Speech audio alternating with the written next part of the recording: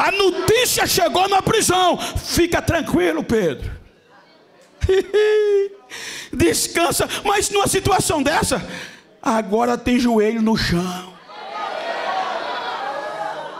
Os irmãos estão lá. Aí Pedro babava de dormir. A oração trouxe paz para ele. Aí a Bíblia diz que no dia anterior, que Pedro ia ser apresentado ao povo para um júri popular, consequentemente a morte, Herodes mandou preparar tudo. Isso é que é Deus, isso é que é igreja.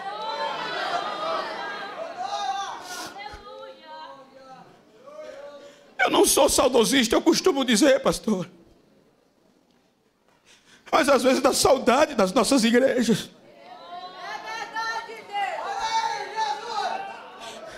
Com todo respeito aos meus companheiros, veja que eu estou falando num contexto construtivo, para não entender errado.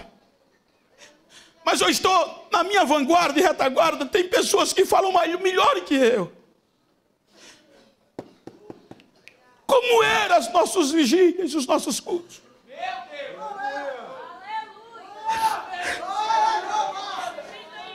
Quantos popstar tinha nos nossos cultos, nas nossas vigílias?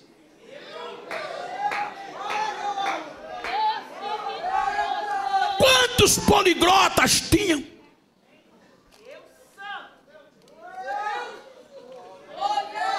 Quantos doutores? Eu estou mostrando a vantagem que a gente tem sobre eles. Não estou no contexto pejorativo, estou falando da vantagem que a gente tem. Você chegava nas vigílias, tinha dificuldade de mandar os irmãos levantar do joelho.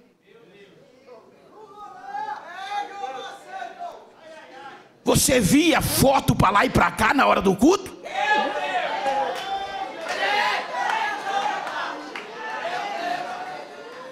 Essa semana eu estava pregando em um congresso e inventei de levar minha esposa. E a irmã não saía da frente do púlpito. Ela se agoniou. Desde de tirar foto do meu marido, como é que você vai se encher desse jeito? Meu Deus do céu, quebrou. Tinha não. Tinha não. Tinha não. A coisa era tão redondinha, havia tanta credibilidade, tanto de lá como de cá, que ninguém acertava valor para pregar o evangelho. Precisava pegar a conta para depositar, não, porque para abençoava, quando não abençoava dizia, mas o pregador ia cheio de Deus. Hoje a gente tem tanta vantagem, mas só vou se me der 10. Nada contra, pelo contrário. Ei. Agora pergunta aí da velha guarda, como terminava os cultos, como eram os cultos. Quantas vezes eu não carreguei crente dentro de carro de mão? Doente não podia andar. Por quê, pastor? Adoeceu? Não, era embriagado pelo poder de Deus. Quantas vezes precisava trazer um popstar para movimentar o negócio? Não. Quando abria a harpa que começava a cantar, Jesus começava a batizar de lá para cá e o fogo caía.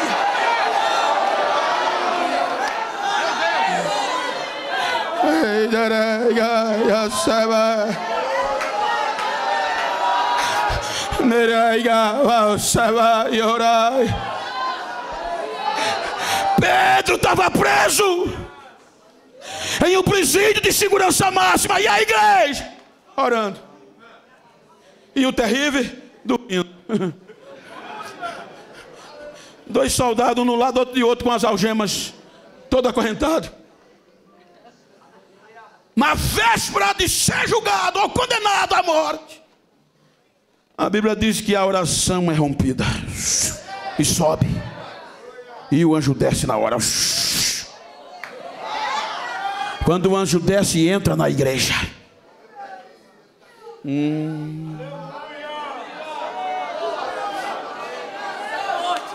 passa na oração e vai direto para a prisão. Quando chega na prisão, veja que Pedro estava dormindo. Aí o anjo chega, dá um toquezinho no lado dele. Ele se esperta: vamos embora, rapaz. Mas pega a capa, vai, calça o sapato, vamos embora. Irmão, a oração é terrível. Ela mexe o céu por dentro. Agora, olha, o texto é categórico e a história também. Pedro estava algemado entre 2 soldados. Era comum, um soldado algemado no braço direito e outro no esquerdo. Quando o anjo toca, os soldados não podiam dormir. Mas quando o anjo entra, Pedro acorda e os soldados começam a dormir. E as algemas são quebradas.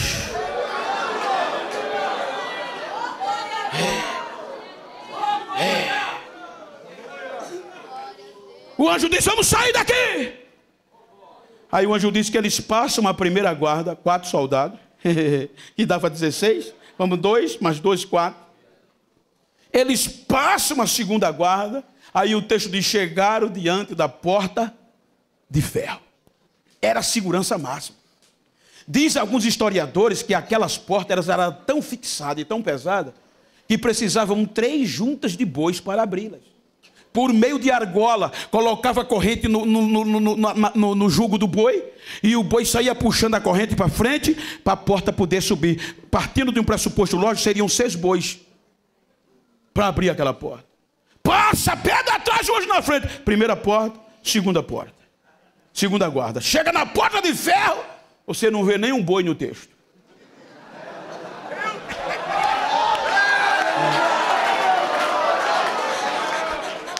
O que aqui tem no texto, pastor? Joelho de crente.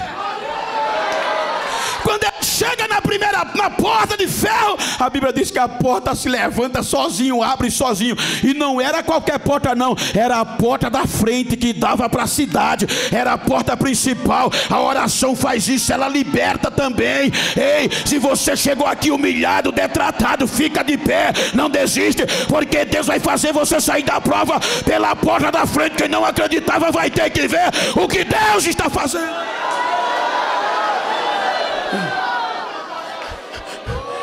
Pedro sai.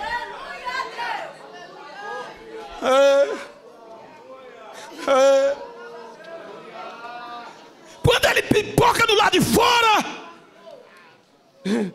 ainda estava abestalhado. O anjo vai embora, deixa ele sozinho no meio da rua. Ele olha para um lado e para o outro. Meu Deus, pensei que era um sonho. Aí ele se desperta. Merecia uma comemoração ou não merecia? Não dava para ele chamar os irmãos e ir para a churrascaria mais próxima? Para onde é que ele vai? Ele faz carreira para o círculo de oração, para lá para a vigília. Quando ele chega lá, nem acreditaram que era ele. Ei, ei.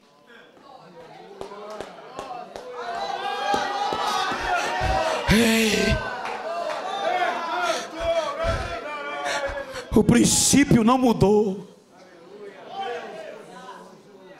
Essa igreja era tão cruel, essa igreja era tão destemida, que nem o fogo parava ela. Outro dia eu estava pregando em um congresso lá no Zurique, pastor, e depois fui para Turino. E o pastor foi me pegar, preguei. Nunca vi um culto como aquele, parece que era o meu último culto. Gelo caindo, e as pessoas aceitando a Jesus na madrugada. No outro dia o pastor disse: eu vou te levar para saber onde essa igreja venceu Roma. E ele começou a andar comigo, só que não deu tempo de ir a Roma. Aí ele disse: que pena que não vai dar tempo a gente chegar. Eu já estava acabado de tanto chorar. Meu Deus, como é que eu digo que eu sou crente?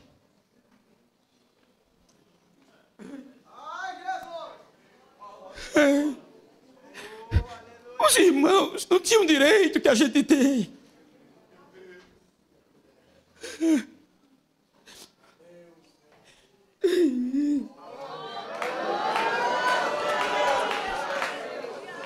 disse: Bento, independente das circunstâncias, os irmãos não desistiam, Bento. Eles avançavam cada dia. O imperador romano quis acabar com a igreja de novo. Bento, ele preparou um tacho de fogo bem grande, de azeite inflamável, fervendo, Bento, e prendeu os cristãos daquela região para amedrontar o resto. Se os crentes não desistissem, eles iam jogá-los dentro daquele tacho, pegando fogo. Eu disse: pastor, como era que ele suportava? Bento não tinha o que fazer, o imperador mandou amarrar tudinho no outro, de 2 em 2, e mandou prender, para mostrar que Jesus morreu e a igreja ou desistia ou ia se acabar. Aí, quando o imperador estava sendo ovacionado, aplaudido, enlouquecido pela multidão, ele disse: Bento, o barulho dos romanos fazia a praça tremer, sacudia a praça, Bento. Mas como, pastor? Dando glória aos deuses romanos, dizendo que eles eram maior do que o Jesus da igreja. E o que era que os crentes faziam, pastor? Amarrados um no outro, Bento, fazer o quê? Quando o imperador foi ovacionado, ele mandou acender o tacho. Os soldados colocaram fogo no tacho, que a labareda estralava de tanto forte que estava. E os crentes, ele mandou trazer para botar na frente do povo. Quando a multidão viu os crentes amarrados, disseram: é agora. E os crentes cabisbaixos. Quando ele viu, mandou os soldados entrar no meio do corredor para pegar os crentes. Aí o pastor disse: Bento, quando os soldados entraram armados no corredor, que os crentes viram, os crentes começaram a fazer barulho com a corrente, querendo se soltar um do outro. Aí eu perguntei: pastor, eles queriam correr? Ele disse: Bento, correr para onde, Bento? Eles estavam cheios de Deus até a tampa. Então por que eles queriam quebrar a corrente, pastor? Era porque quando eles viam os soldados e viam o fogo e o azeite fervendo, um olhava para o outro e dizia: me solta, deixa que quem vai entrar lá primeiro sou eu. Eu vou entrar primeiro, quem vai cair lá dentro primeiro sou eu. Os soldados arrastavam de 2 em 2 e eles, dando glória, jogavam dentro do azeite pegando fogo. Na lógica era para ele se desfazer. A multidão dos romanos vibrava de alegria. Quando não dava 10 a 15 minutos, eles começavam a pular de dentro do tacho. Os romanos fechavam a boca. Eu disse: mas como? O pastor disse: Bento, eles começavam a sair de dentro do tacho sem nenhuma queimadura. As correntes tinham sido quebradas. Aí quando os romanos via, parava de cantar. Aí os crentes que ainda estavam amarrados, quando viam os irmãos de pé, começavam a gritar: Jesus está vivo, Jesus está vivo, o nosso Jesus está vivo, ele está vivo.